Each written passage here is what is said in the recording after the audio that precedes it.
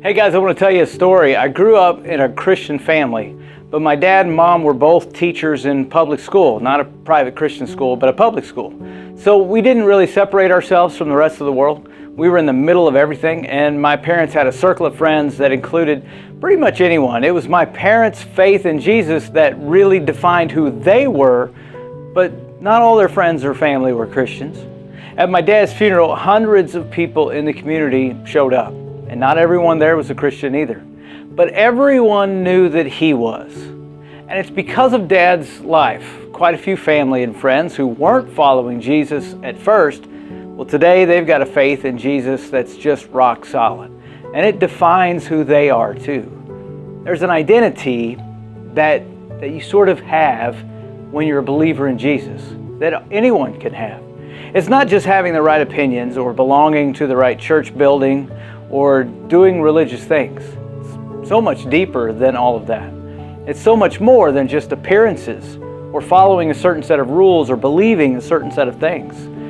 It really comes down to who you are, what defines you. You see, in Galatians chapter 3, Paul wrote, "For all of you who are baptized into Christ have clothed yourself with Christ." You've probably heard of baptism, but notice how he described it. He said baptism means something. It means you have clothed yourself with Christ. It's like putting on a uniform. When you play for a team, you put on a uniform that says you belong to that team. Usually has the name right there on the uniform. Well, Paul says we are baptized into Christ, and it's like being clothed with Christ. We're identified with Him. We belong to Him.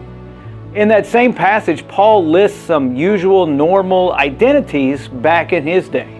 He said there's neither Jew nor Gentile, a couple of different nationalities. A Gentile is anybody who wasn't Jewish. He says there's neither Jew nor Gentile, neither slave nor free, nor is there male and female, for you are all one in Christ Jesus. All of their usual identities that people normally had back then, they sort of got covered up by the single fact that now you belong to Jesus. That was the most important identity. So you see, I'm not talking about it identifying with certain people or with certain churches. I'm talking about identifying with God, with Jesus, of being connected to Him. Someone that belongs to Jesus. You see, it's easy, I know. We don't deserve to just be able to turn to God and be forgiven, get a brand new start in life, and now all of a sudden we belong to God. But Jesus demonstrated how much God loved us and how much God invites us. He did all this by sacrificing Himself for us, and He did that when we were still sinners or before we were ever born. So basically, you don't have to earn your way back to God. Jesus has already earned it on the cross. All we have to do is turn to Him.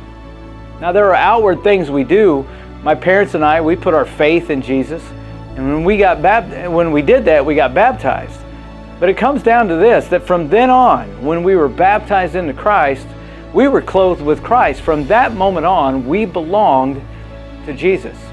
And 10 million years from now, the fact that you belong to God will be the reason you can celebrate. Because He is the author of life, and He's the one who gives us the promise of eternity. And if you belong to Him, well, 10 million years from now, you'll have a lot to celebrate. God bless.